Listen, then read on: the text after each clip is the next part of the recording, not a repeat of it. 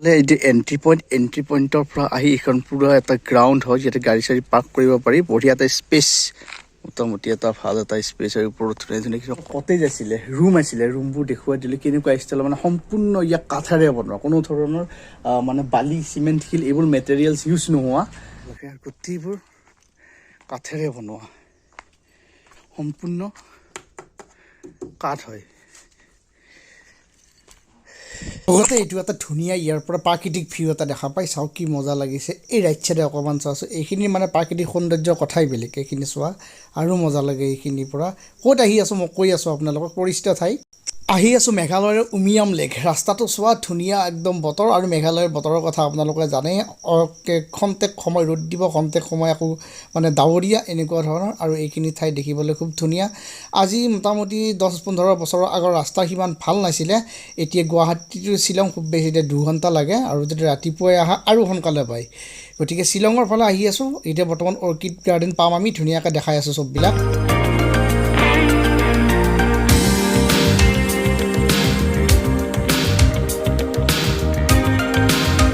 নৱবৰ্ষৰ দ্বিতীয়টো দিনতে এইটো হৈছে মোৰ ফাৰ্ষ্ট মানে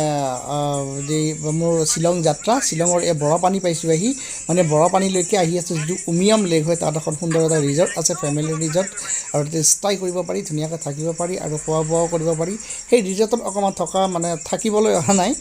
আমি কিবা কিবি খাই কিনে ইয়াৰ পৰা গুচি যাম ভাবিছোঁ সেই লেকটো মানে তাৰ যিকেইটা কটেজ আছে ধুনীয়া দেখিবলৈ সেইকেইটা অকণমান দেখুৱাম আৰু যোনটো গোটেইবিলাক মানে ৰিজৰ্টটো অকণমান দেখুৱাম চাই থাকিব ভিডিঅ'টো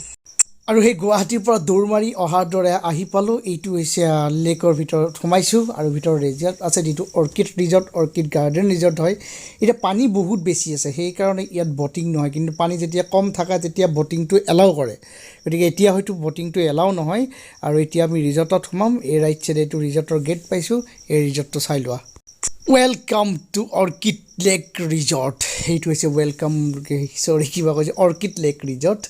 এইটো হৈছে মূল এণ্ট্ৰেঞ্চ এইটো পাৰ্কিঙৰ ফালে যাব লাগিব অৰ্কিড পাৰ্কৰ ভিতৰত আছোঁ এইখন আকৌ আজি আহিছোঁ কিমানবাৰ আহিবি 4-5 বাৰৰ ওপৰত হৈ গৈছে এইখন পাৰ্কত আহা কিন্তু আহি কিবা এটা ভাল লাগে ভিতৰত যিহেতু এইটো এটা ডাঙৰ এটা এৰিয়া হয়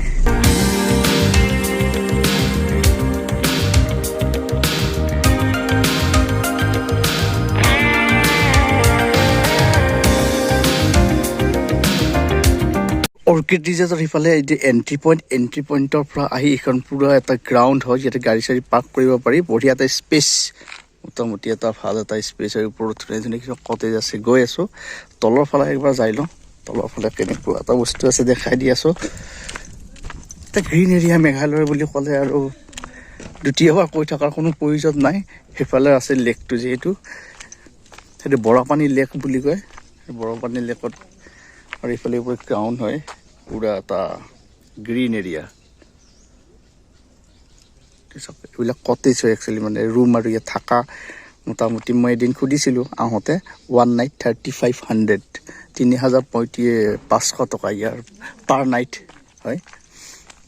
আৰু ওপৰত সেইবোৰ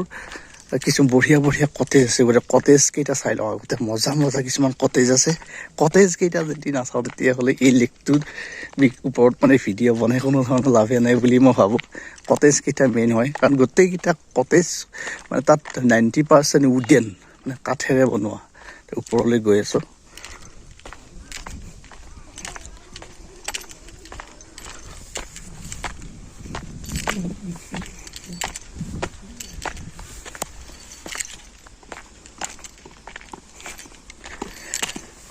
পুৰা ওপৰলৈ উঠি অহা চিৰি হয় আৰু এইবোৰ পুৰা পাইন হয় শাল গছ কম কিন্তু পাইন গছ বেছি মেঘালয়ত যিহেতু 90% যিমানবোৰ গছ আছে পাইন গছ বেছি আছে আৰু ইয়াৰ পৰাই আমাৰ অসমত যোগান ধৰা হয় আৰু এইকেইটা কটেজ হয় গোটেইকেইটা এটা মানে জুপুৰি বুলি ক'ব লাগে অসমীয়াত ক'লে জুপুৰি কটেজ মানে হৈছে এটা ইংলিছ ৱৰ্ডছ মজা লাগে আৰু গোটেইবোৰ কাঠেৰে বনোৱা সম্পূৰ্ণ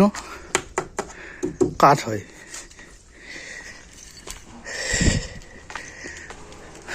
ওপৰত উঠি আহিবলৈ ভাগৰ লাগে টিংবোৰ চাওক বেলেগ ষ্টাইলৰ হয় টিংবিলাক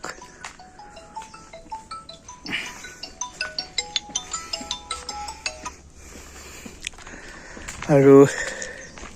এইটো তলাইতে সেইটো মেইন ৰোড হয়, সেইপিনে আহিব লাগে, সেইটোদি অহা ৰাস্তা। সেনেকৈ আহি সেইটোদি উঠি কিনে সেইবোৰ আৰু ৰুমবিলাক বঢ়িয়া, ধুনীয়া ছিষ্টেম থকা। এচিৰ কোনো ধৰণৰ যিহেতু ব্যৱহাৰ নহয়, এচিৰ কোনো প্ৰয়োজন নাই।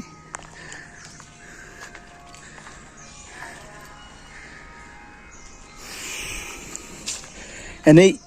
ইয়াৰ পৰা বৰাপানীৰ পৰাই হয় অকণমান এটা ঠাণ্ডাৰ অনুভৱ হয়, ঠাণ্ডা বতাহ এটা, কিন্তু মানে ইমান ঠাণ্ডা নহয়। এতিয়া যিহেতু ডিচেম্বৰ জানুৱাৰী মাহ, আগতে এনেকুৱা আজি 10 বছৰ আগত বহুত ঠাণ্ডা পৰিছিল, কিন্তু এতিয়া তেনেকুৱা ঠাণ্ডা নাই। আৰু এইবোৰ ধুনীয়া ধুনীয়া ৰুম হয়, 3500 টকা, 4000 টকা, কিছুমান ফেন চলি আছে। আৰু এইবোৰ লাষ্ট 8-10টামান আছে কটেজ, 8-10টামান ইয়াতে আছে। এইটো মেইন গেট হয়। আৰু এই ৰাস্তাটোৰে যায় এই ৰাস্তাটোৰে তলত গৈ কিনে সেইটো লেকটোত আছে, য'তে বটিং হয়, তাতে বঢ়িয়া বটিং হয়।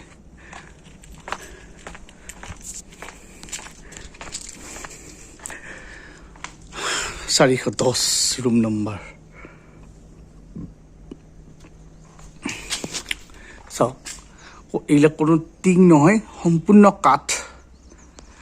ইয়াৰ পৰা আদি কৰি গোটেইবোৰ কাঠেৰি বনোৱা হৈছে।